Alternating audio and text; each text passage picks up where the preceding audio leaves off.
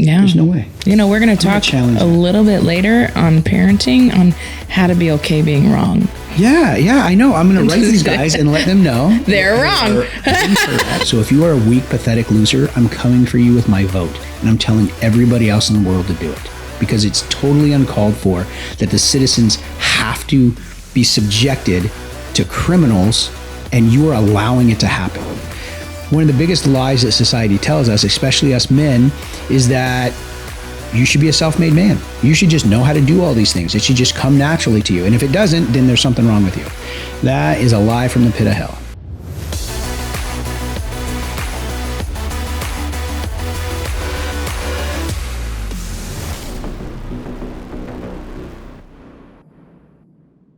Welcome to the Mental Health Janitors, where we help you clean up the mess in your head. I'm your host, Sergeant Q, and with me as always, Doc Jess. Thanks for being here. Welcome. All right, you guys, we have an action-packed episode for you. We are going to talk about discipline or lack thereof when it comes to community and politics. So this will be a fun one. We're also going to talk about our new advancement. It's this technology that they used to monitor parents as they discipline their kids. So we'll talk about the different types of discipline and how that was utilized and some of the conclusions that came out. Then we're going to talk about our scripture verses, which you're going to want to stay tuned for that, because there's some ancient wisdom here that has been handed down over thousands of years that talks specifically how to discipline your children. And now, Jess, you want to tell us what our tool for our toolbox is going to be? Yeah, we're going to talk a little bit. This is going to be our second week of talking about parenting and kind of centered around disciplining our kids as parents. Awesome. All right. Well, with that, you guys, let's get into it. Let's do our cards. Oh, cards. Yes. Let's do our cards. All right. I think it's been a long week for me. I've been traveling quite a bit, speaking and traveling. And then I just did the Q Missions benefits dinner last night. So a little sluggish this morning. It was amazing. We're both coming off pretty busy, hectic weeks and weekends. Yes. And even in our pre-show, I felt it's going to take us a while to get back in our groove, because it's a pretty heavy topic today. Yeah, pretty heavy topic. And we just had a lot going on. So, all right, let's see what this card is. Let's get this. All right. Word teaser, random knowledge. Are there more atoms in a grain of sand or in all the stars in the universe? Okay, so are there more atoms in a grain of sand? Or in all the stars in the universe? So meaning that there's more atoms in a grain of sand, or is that... Or more stars in all the universe. Or more stars. Well, okay, so this is a trick question, because the universe is constantly expanding and stars are dying and being born. So the universe is constantly expanding right now. So does that mean all the stars that we can see? No, it can't be that. It would have said it. I'd say there's got to be more in the universe, because it's continually expanding, and a grain of sand is not expanding at all. It's static. Mm. Yeah, I would have had no idea how to answer this, but it's a 50-50 chance. And the answer is, if all the stars in the universe were turned into atoms, you could fit them into one grain of sand and still have room left over. Really? With all the atoms inside you are a universe unto yourself. No, that's not even possible to calculate, because the universe is continually expanding. I'm going to look this. I'm challenging. This is the first time I'm going to challenge one of these cards, and I will come back next week. That'll be fun. I'm going to challenge this card, because the universe is continually expanding. And so stars are dying. Hey, they're getting you make a great point. Holes.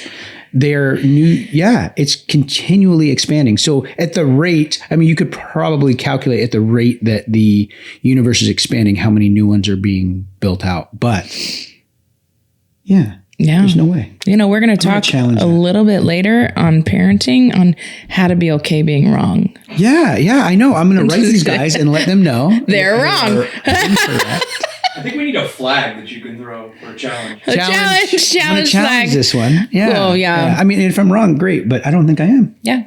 Okay. Well, let's dive right into our current event. How about you talk about it? Yes. Okay. So our current event, so you guys, if you guys don't know, I also sit on the police advisory committee for the city of Auburn. So I get a lot of inside scoop about police policy and accountability and transparency and all of those things and all the different things that come with policing. So a lot of people don't realize that it's easy to blame the police officers when a crime happens and nothing is done about it, because that's who we see. Not realizing that it is the legislation that passes these laws that don't allow the officers to do the things they could normally do in policing. And the judiciary system, these really light on crime judges, that when somebody does commit a crime, the police take them in, and they do get prosecuted, they hand them very light sentences and release them back out. Mm-hmm. So we used to have a lot stricter laws in place to protect the public from being re-victimized by these offenders over and over and over and over again. A lot more strict discipline. A lot more strict discipline when it came to that. Like, you did this thing, you're going to do this time. And now they're very soft on crime, especially here in Washington state. They've been very soft on crime, not allowing police to pursue people who have stolen vehicles or committed crimes, letting people out who have offended multiple times, especially when it comes to our DUI laws here. And our DUI laws here have been tremendously underpunished for decades. So this is not a new problem. It's a decades old problem, especially with DUIs, where people can get 3, 4, 5, 6 DUIs and still have a license, still be driving around. Yeah. The laws are terrible when it comes to that. Now you add in that we are a sanctuary state, meaning that they don't deport people who are illegal immigrants here.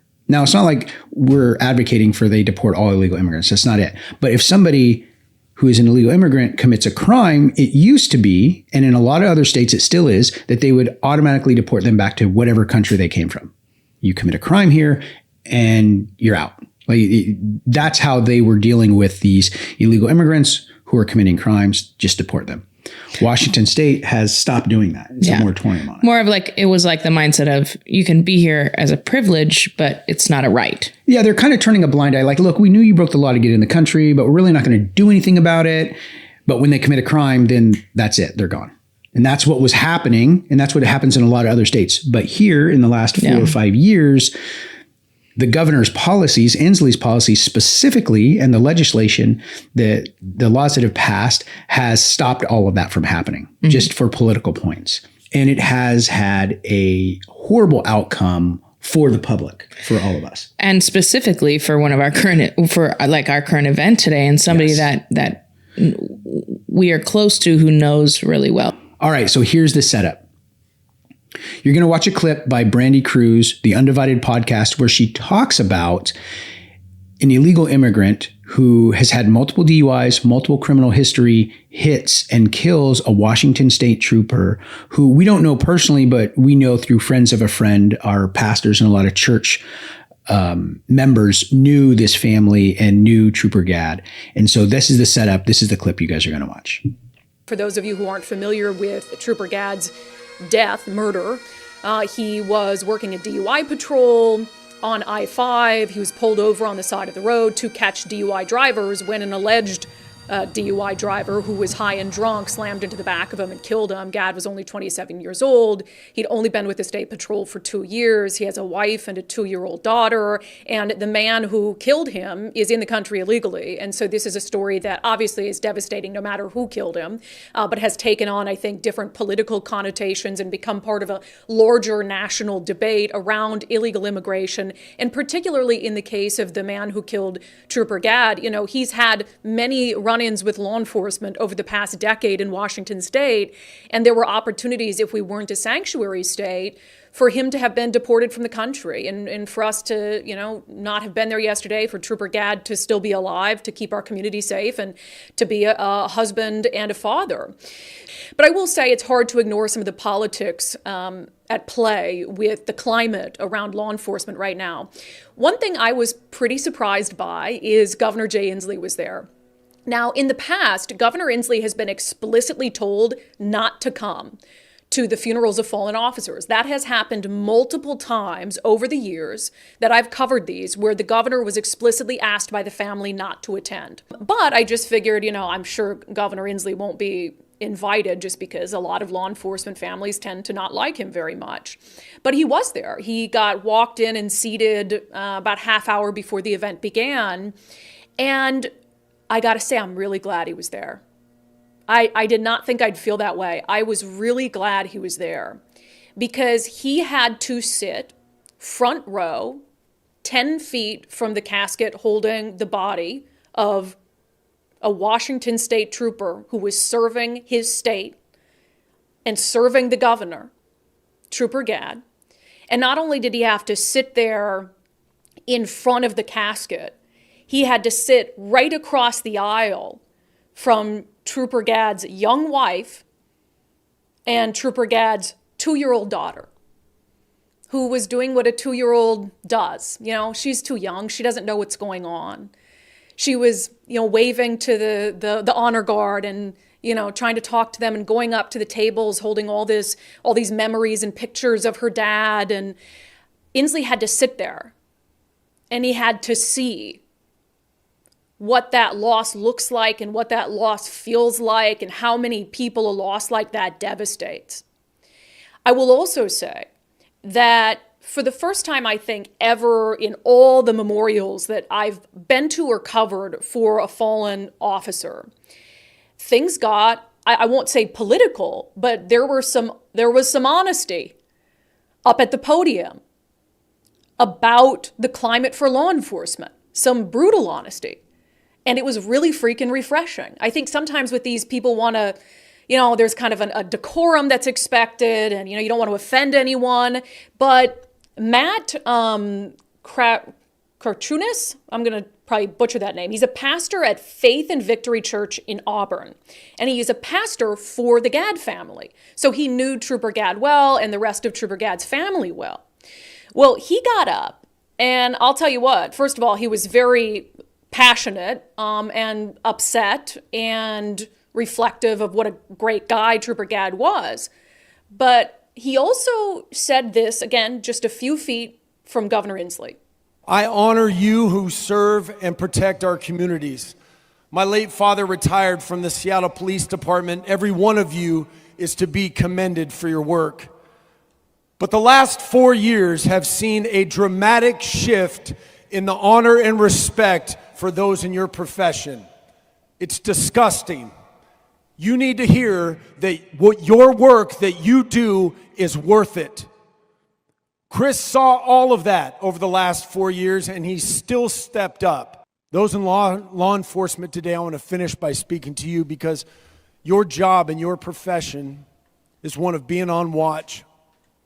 And it's an honorable profession that should be held in high regard. And no one fully understands the life you live and the pain you carry. Chris and every single one of you stand as society's first and last line of defense. Thank you. Yeah, amen. That's it. You can see how these failed policies, these lack of discipline, specifically on criminals, has caused this problem to explode. And a lot of you listening to this have probably been a victim of some sort of crime, whether it's a property crime, a personal crime, in the last 4 or 5 years, where you've had your car stolen or broken into, and you feel victimized twice. Once a victim of the perpetrator, and then a victim of the system because you are not getting any injustice. Yeah. I actually did just see a clip about, is it Pittsburgh? That is drastically cutting their police force at between the hours of 3 a.m. and 7 a.m., like 4 troopers on, and they have to have like multiple assurances if you are getting burglarized for them to even send somebody. And so we can pocket that, but that, just talking about this reminds me of just the massive influx of taking away all discipline and consequences up just around the United States right now. Yeah, it's terrible, because the citizens, we depend on the police to be there to protect us from these things that are happening. And they're really having their hands tied behind their back by the legislation and these political football that everybody's kicking around. It's causing the police to not be able to do their jobs. And then who are the victims? We, the citizens, become the victims, not just of the criminal, but of the system itself. This happened to me a couple years ago in 2020, where 3 teenagers tried to rob me. And I'm a Marine, so they were tried. not successful. One ended up in the hospital and the other one I held at gunpoint until the police arrived and were able to arrest them. A year later, I didn't hear anything from the police department. Nothing. This is not Auburn PD. This is another city. I'm not going to call them out. But this happened there. Nobody contacted me. No victims advocate contacted me. The prosecutors didn't contact me. I had to reach out to them, track down this case. And what they told me is, well, we decided that we were not going to prosecute these kids because of the laws that were in place. We're just going to do this program called restorative justice, which did not restore any justice at all. The kids were supposed to attend these classes and do these things. And when I asked, well, what's the metrics for success? How do you gauge whether they completed the program or not? They couldn't tell me what the metrics for success were. Mm-hmm. I said, well, how do you know they even showed up? Well, did you take attendance? Do you do anything like that? Well, it's all done virtually now. Well, how do you track that? Well, we don't. So there is no justice at all. It was just a farce. It was complete nonsense that they were spewing out, like, oh, we're going to do this restorative justice program where these kids can now, be restored back and not have this on their record. But nobody asked me. I'm the victim here. Mm-hmm. So I became a victim of these kids, and I became a victim of the system who didn't ask my opinion, didn't reach out to me with a victim's advocate. I was not part of the decision-making process, and there's nothing I can do about it. It's not like I can go and sue the state now because they didn't prosecute these kids. There's literally nothing I can do except I can vote out these weak, pathetic losers that are in leadership in Washington state. And that's exactly what I plan on doing. So if you are a weak, pathetic loser, I'm coming for you with my vote, and I'm telling everybody else in the world to do it, because it's totally uncalled for that the citizens have to be subjected to criminals, and you are allowing it to happen. So if you're a politician, you're listening to this, trust me, I'm coming for you with every bit of social media prowess that I have to get you voted out because you're weak and pathetic. All right, I'll get off my soapbox. That's good. That's good. Which reminds me, and as some of you guys just watched on this clip, what an honor it is for us, because that was our pastor. Yes. We belong to Faith and Victory Church, and that is our pastor. And your passion right now for justice and for respect for authority and people that are out there serving our community, right? It mirrors Pastor Matt's. And he did such a great job at really advocating for the Gadd family. I've gotten the privilege of meeting Mr. and Mr. Gadd a couple times at different events, and just such a beautiful couple. And what's so beautiful is, as Pastor Matt was preaching, after this had happened, he one thing I love about him is he's so authentic and real and raw from the pulpit that sometimes he even gets choked up. And he got so choked up when he said, the crazy part was Mrs. Gadd kept asking Pastor Matt, how's Gabe? So Gabe is Pastor Matt's son. Her son just died, and she was concerned with how Gabe, his friend, was doing. And it's just such a special family, such a special connection there. And I love seeing the passion for justice from you, Pastor Matt, our leaders, surrounding us. And I will get on the soapbox with you. And I work right with the police here in Auburn. And I have a lot of friends who are police officers throughout the state.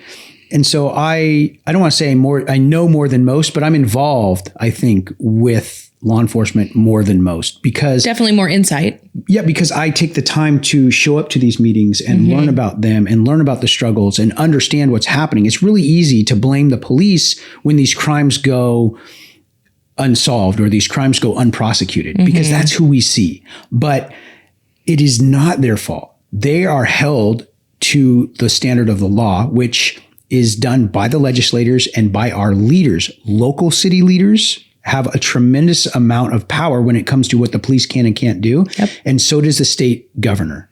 Those are the people that are putting these policies in place and then doubling down on it. Yeah. And so that is who we need to vote out. That is who we need to direct our frustration and anger at, are the people building these laws that then the law enforcement officers have to enforce or not enforce. They can only do so much. They can only do what the law allows them to. And so it's easy to blame the police because that's who we see. Mm-hmm. But I'm telling you, you need to look at who your representatives are, who your city council and mayors are, and what their stance on things like homelessness, drugs, crime. What is their stance on it? And don't let them give you a fluff answer either. Drill down and make them answer you, because they have to. All of that stuff is public records. You can send emails. You can show up to the city council meetings, voice your opinion. Everybody gets 2 or 3 minutes on the mic. Be very concise about what you want to know, what they're going to do about these things that are happening. And if they're not giving you the right answers, vote them out. Get them out. Yeah. Get somebody else in there that will be a leader and not just a patsy who will pander to whoever's above them and continue to let the public be victimized by these repeat offenders. Yeah, Aaron. And one thing that we were talking about in pre-show was just this kind of this culture now that's creeping in of pointing fingers. Right. And I'm going to blame you. I'm going to blame you. I'm going to blame you. And as a counselor, a therapist, I do counsel a lot of couples, and I can tell within the first 30 minutes, much less, but I would say 30 minutes, whether a couple is going to make it or not by their attitude of pointing the finger and the blame game. And that's one thing we were talking about in the pre-show is why it's so cool that you're there to be an advocate for humility and taking responsibility, is checking these people and saying, hey, I know we're all frustrated, but all I hear is everybody pointing the finger at each other, when we need to stop, reflect, what am I doing to contribute to the problem? What am I doing? What can I do to contribute to the solution? Which reminds me of one of our scripture verses that says, Proverbs 18:2, fools have no interest in understanding. They only want to air their own opinions. And Proverbs 18:13, spouting off before listening to the facts is both shameful and foolish.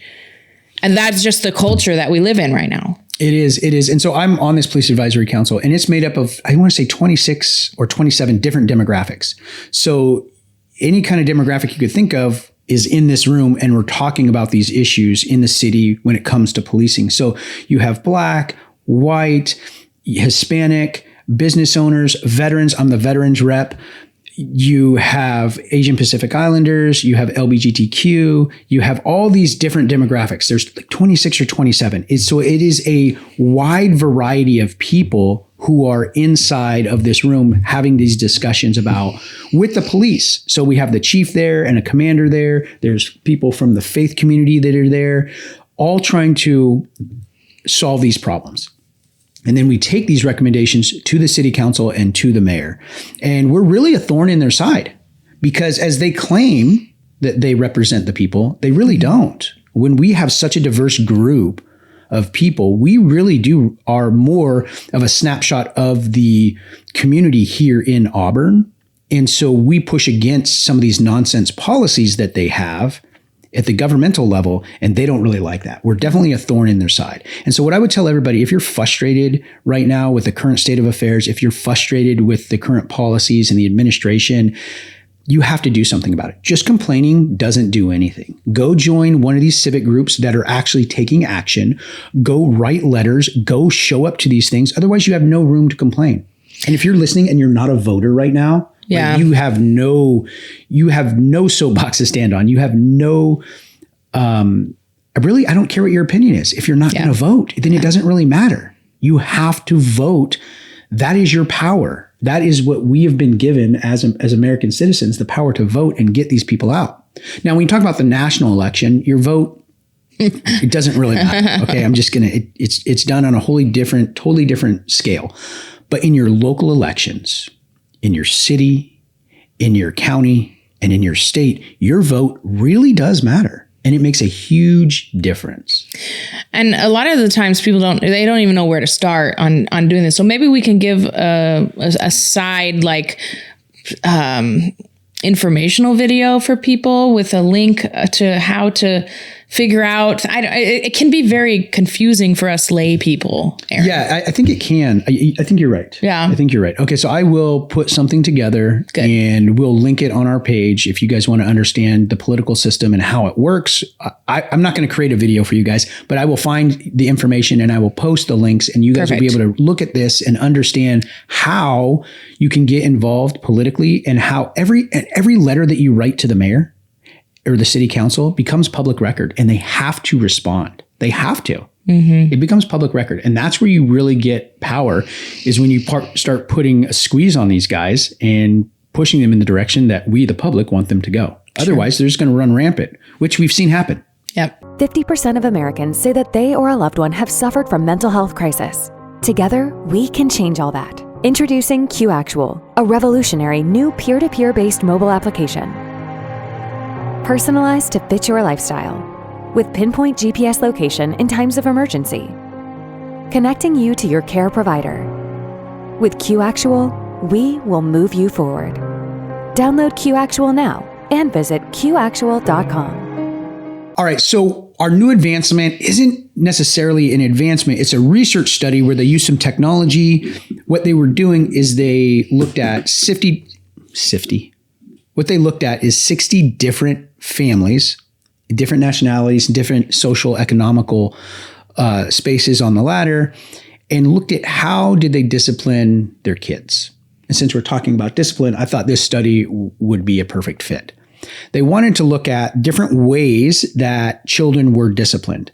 So they looked at verbal reasoning, explaining why the behavior was wrong. They looked at shouting, name calling, shaking, spanking, hitting with an object, beating as hard as one could, removing privileges, explaining, and giving the child something else to do. So these are the different types of discipline that they looked at. And so they weren't judging on whether it was right or wrong. They were just looking at these different types of discipline and what that did to the psychological development and the sociological and emotional development of the child as they grew. And so with this, I'm going to preface this because here's one area that I think that they should have made more clear in the study was the age of the children. They should have been more dialed in on the age of the children because it was kind of all over the board. And here's the problem with that. Children, if you know anything about child development, what we talked about last week, right? Then you know that at different ages, their capability to reason is going to change. Mm-hmm. So as a young child, 2 to 3 years old, explaining things to them, they're not going to have no impact, no idea. They're not going to understand. And so I think in the study, they could have done a better job at defining the age group and the age of accountability where children are starting to be able to reason and understand more. So just going to preface that with this, and you'll understand why in a minute. So they looked at these different ones, and they looked at all of these different types, and they looked at verbal reason. So the results were this: verbal reasoning and shouting were the most common parental discipline behaviors toward young children. Psychological and physical aggression were associated with higher aggression and distraction in the children. Verbal reasoning was associated with lower odds of aggression and higher odds of pro-social peer relations. That makes sense. But remember, the child has to be at that age of reason. Giving the child something else to do was associated with higher odds of distraction. So I see that a lot, where a child's misbehaving, and so they'll give them something else to do. Mm-hmm. But we see that was not a great outcome. The results indicated that there were some country-level variations in association between parenting, child behaviors, and child social-emotional outcomes, but also that no form of psychological or physical aggression benefited the children in any country. I'll push back on that in a moment. So the conclusion was this: parental use of psychological and physical aggression were disadvantageous for children's social emotional development across countries. Only verbal reasoning was associated with positive child social emotional development.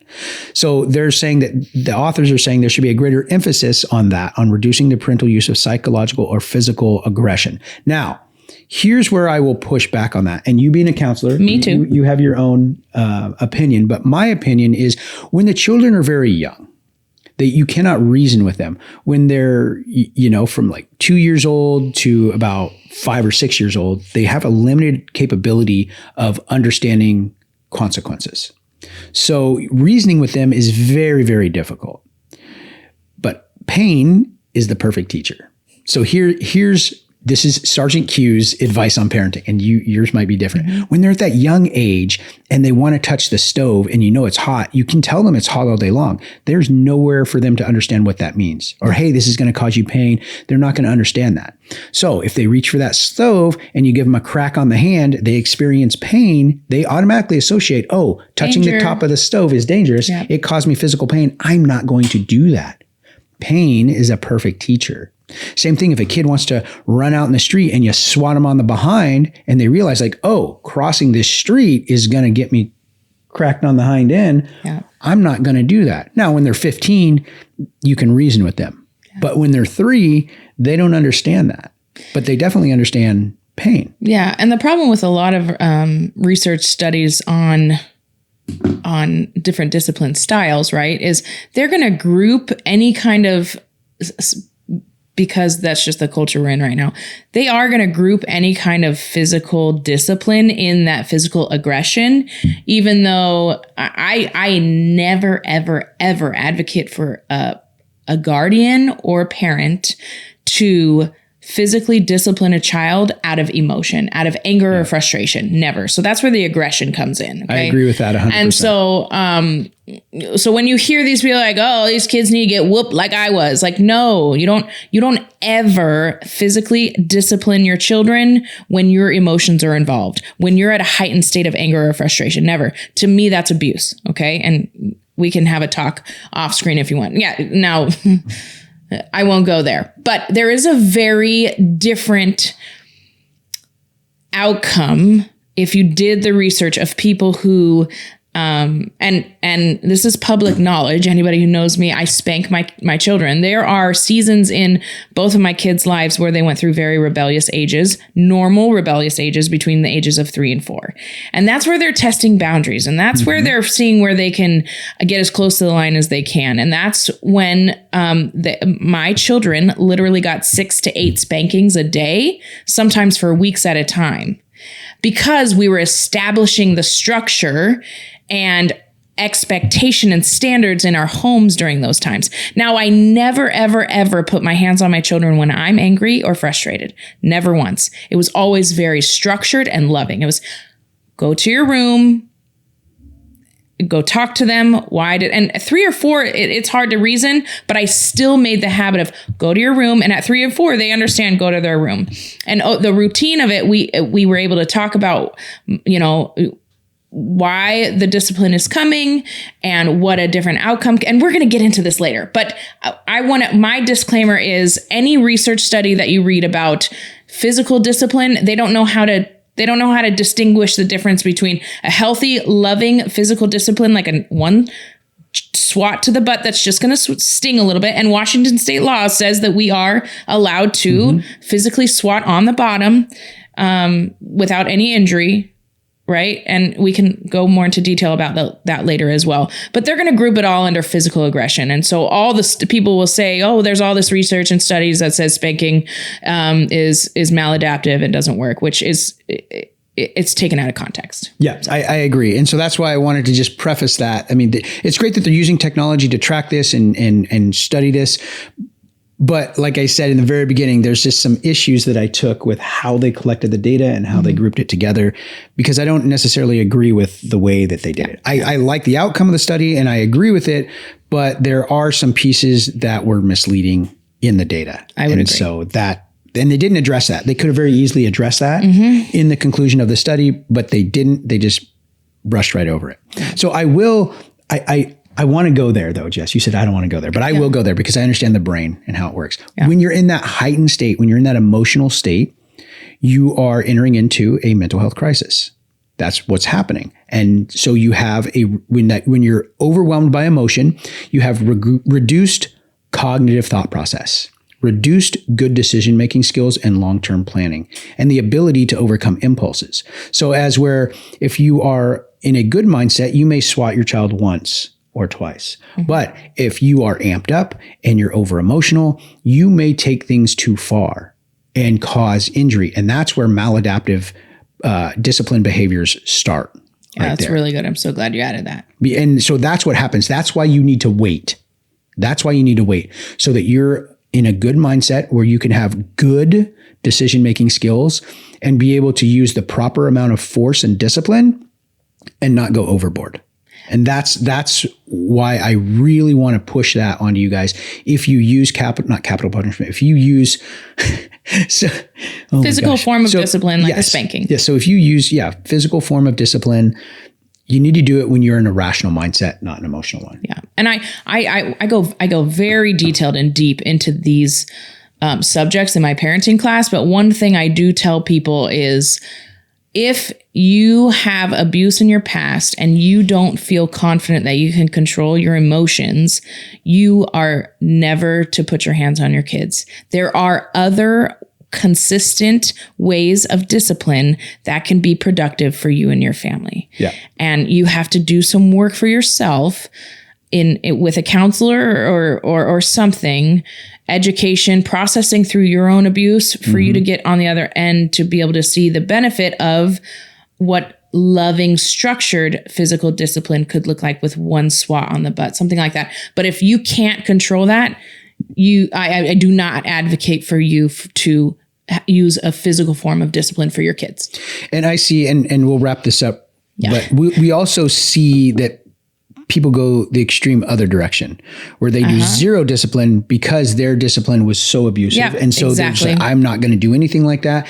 And they really just allow their children to get away with whatever they want because they're afraid of making them angry. They're afraid that, if I discipline my kid, then they're going to go live with the other parent, or all of these different things that come up for like a single parent household, or if you're a parent that has suffered abuse and now you see this as, perpetuating that cycle, so you do nothing. Both of those are destructive when it comes to rearing a good child who becomes a productive member of society. Yeah, so exactly. There is the other extreme as well. We won't get into it, but Jess, I love that you teach this parenting class, and you're going to have this online for everybody, right? When is this? When are the signups start for this? Well, I host my free biblical parenting class through my church, and that's going to be on April 6th. So April 6th, there's still room to sign up. If you're here locally in Auburn, you want to make the trek to FEC, you can sign up for that biblical parenting class. So you're going to do a free webinar, right, Jess? Yeah, I am going to do a free webinar. I haven't dialed down a date yet. I'm kind of waiting for a few people to sign up and then decide a date, maybe midsummer. Yeah, there's been a lot of interest. And so we're just formalizing this right now. We want to give you guys what you're looking for. And so these are requests that came in. Now, some people can't attend the one at our church just because it's too far away or it doesn't work for their timing. So Jess is going to put one together, a webinar. We're trying to find the best time for that right now to accommodate as many people as possible, but definitely worth your 1 hour, and it's free. You do it for free. Yep, for free. And if you come to that and you're like, yes, this is valuable, there's a way to sign up for, you have a 6-week long course. Yeah. Yeah. 6-week long course that you can do virtually. So we'll put all those details out. You guys want to sign up for that? Hugely beneficial for you. Yeah. And for now, just shoot me an email that Casey's going to put up there and just say, hey, I'm interested, and I'll put you in a little category that he shows me how to do all that stuff. And I will send you information as soon as that date gets closer, or at least the date gets booked. Right. So you'll probably be doing that in April sometime, I imagine. May. Oh, May. Okay. May. April is the physical, show up to one, and then I'll do the webinar, free webinar one in May. So. Okay.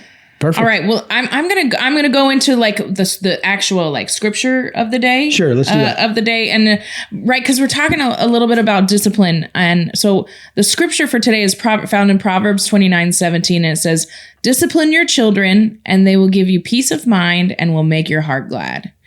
Right, and if you think about that, do my kids give me peace of mind and make my heart glad? And I've done my own low totem pole research, and it's about 22% of parents that I come in contact with say, yeah, my kids give me a peace of mind and make my heart glad.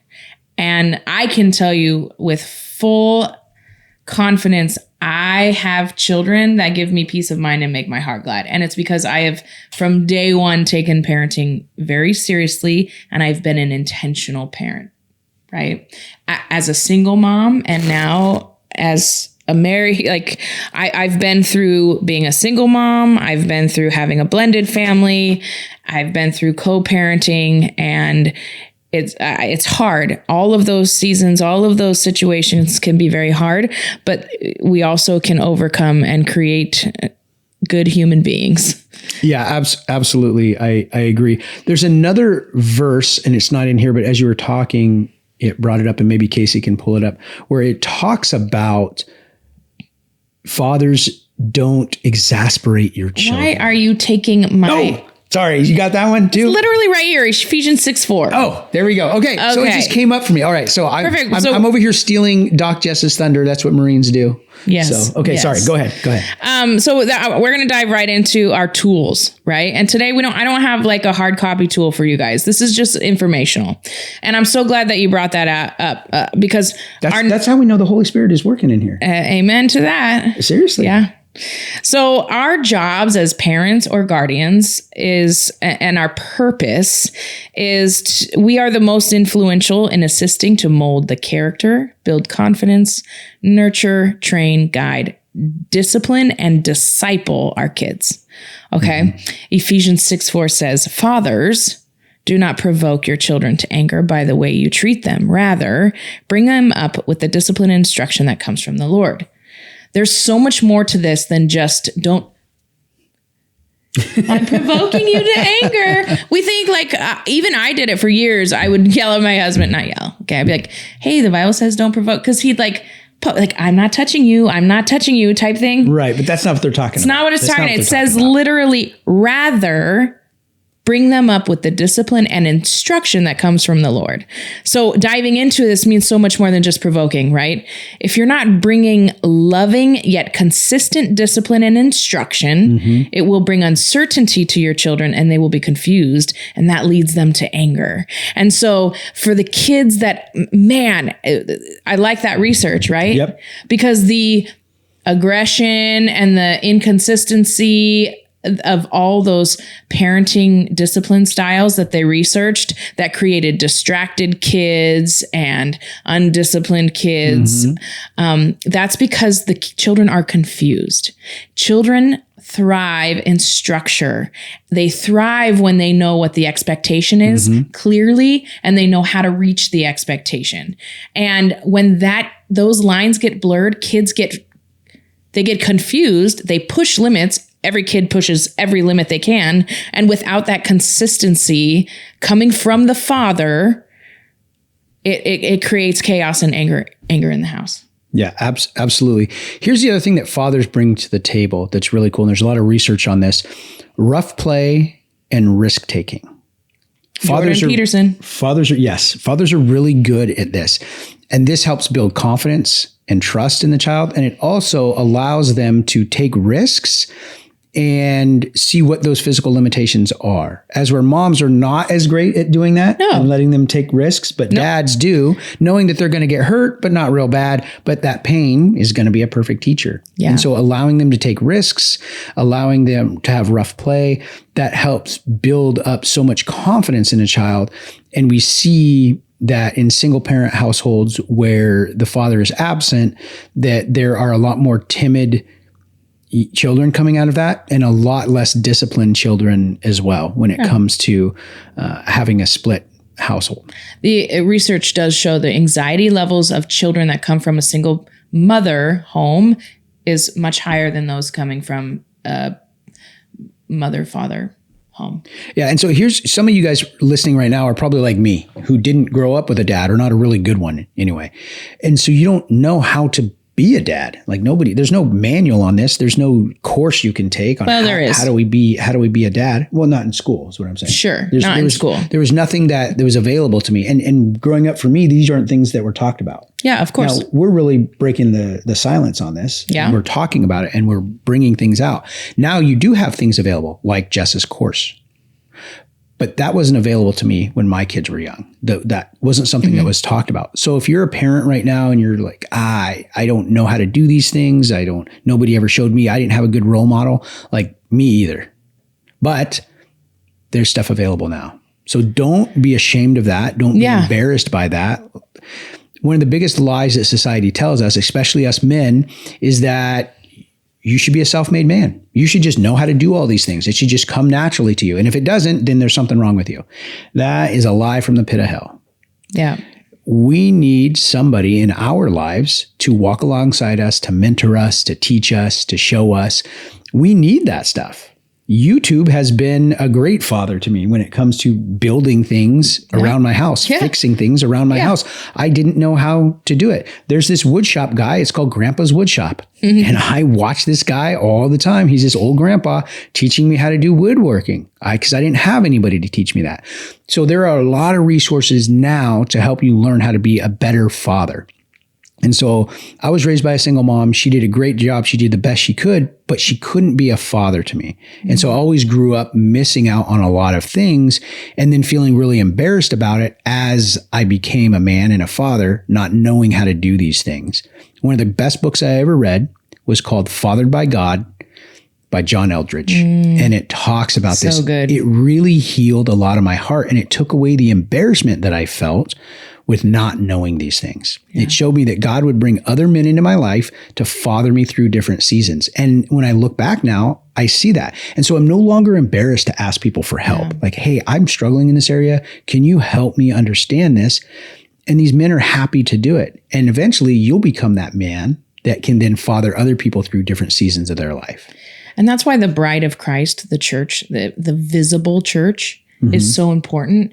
Finding a good, healthy, biblical church. So that's what it's created for, is for those holes, for us to stand in the gap for one another and to fill in those holes and to support each other, literally bear one another's burdens. 100% is what it talks about. And so, there's been a lot of holes filled. I mean, when I was a single mom, and that's another disclaimer, like your mom's incredible mom. I was a great single mom. I'm not offended by my own words that it's still not God's design. And I did the best I could with what I had, but I was still only a mother. And the worst thing us mothers do, and Jordan Peterson talks about it, is when our husbands or when the fathers are doing that rough play, we're nurturers, right? And we come in and we get in the way and we become controlling, and doing that over and over and over again kills the man's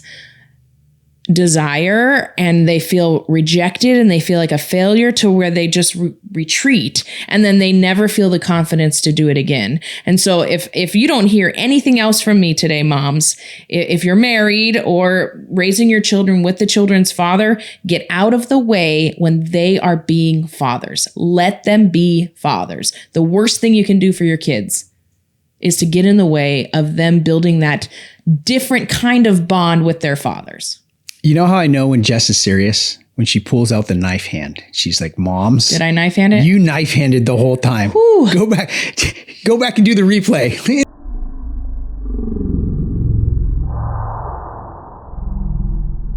All right. I knife handed you, moms. Okay. So I'm serious about this. Please stop getting in the way of your husbands or the fathers of your children fathering their kids.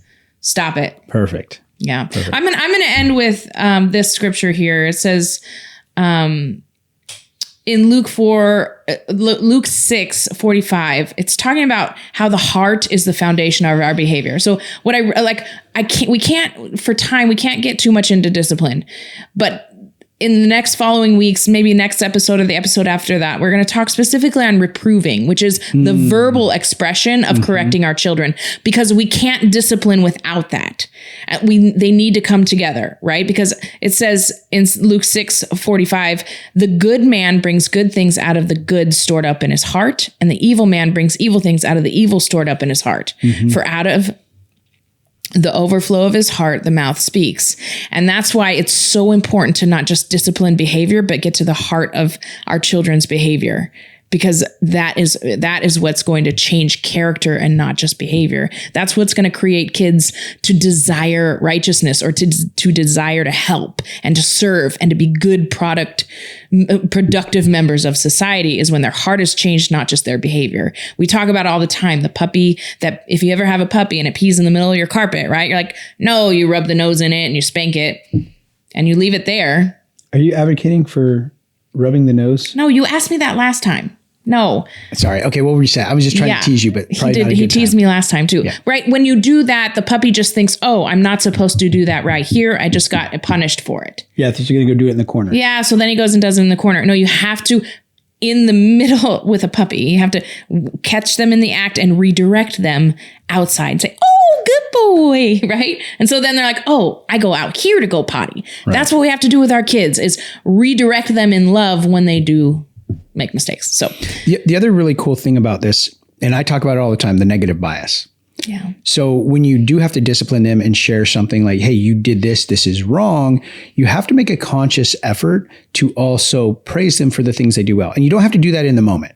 That's not something you have to do in the moment. But over the next few days, you should also be trying to uplift and encourage them and remind them of the things that they do well. Right. Because remember the statistics that for every negative, it takes 5 to 7 positive to get them equal. That's right. And so it is true. I'm not one of these gentle parenting, like positive reinforcement only, but it is going to get it is the most productive parenting, is to really expose the positive in your children and discipline when you need to. Because here's what happens. If all you're doing is interacting with your children when they're doing something bad, then that's what they're going to look at. Like, I'm a bad kid.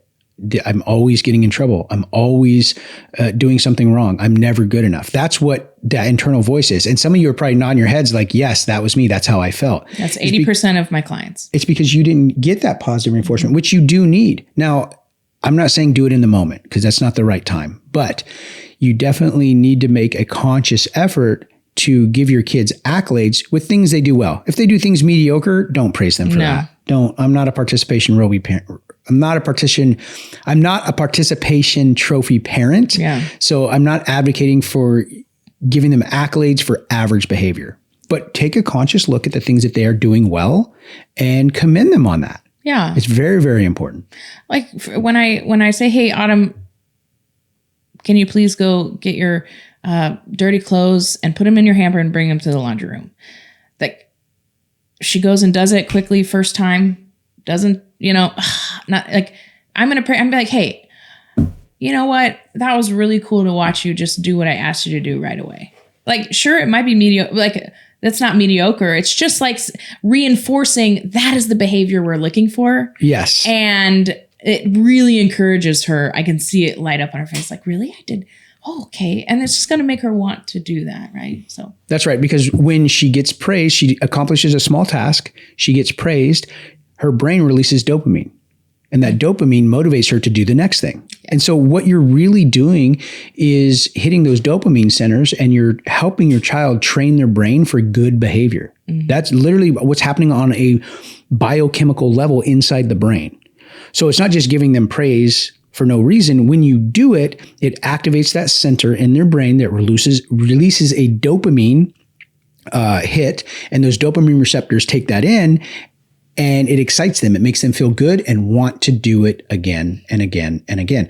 That's how you can get those positive dopamine hits. Negative ones are like letting your kid binge watch Netflix or scroll on TikTok, that's a negative way to get dopamine. So a positive way is that positive reinforcement. And when you understand the brain on a neurochemical level, it will change how you interact with everybody in society. So that's why I do what I do, where I travel around the world and I talk about this. I keynote about the brain-body connection, what these different chemicals do. It's fascinating. And so once you start going down that rabbit hole and learning these things, it really changes how you interact with each other, changes how you interact with society, with your children, with your spouse, because you understand what's physically happening in the brain. And it's not just good advice that you're following, but you understand why it's good advice. Yeah. All right. Well, that's it. Yeah. Hey, you guys, don't forget to like and subscribe. Okay. Yes. Do that for us. Like and subscribe. Share this with a friend that we know you guys think this is valuable. We watch the watch hours bump up on this thing every single week. So share it out. Great job, you guys. You're helping us get the message out. We really do appreciate that. If you have comments or concerns or questions, send them in. We'd love to hear them. And we may even read some here on the Mental Health Janitors. And if we do, we'll send you guys some cool swag. And like always, we're here to educate, empower, and encourage you on your mental health journey. I'm Doc Jess. And I'm Sergeant Q. And we're out.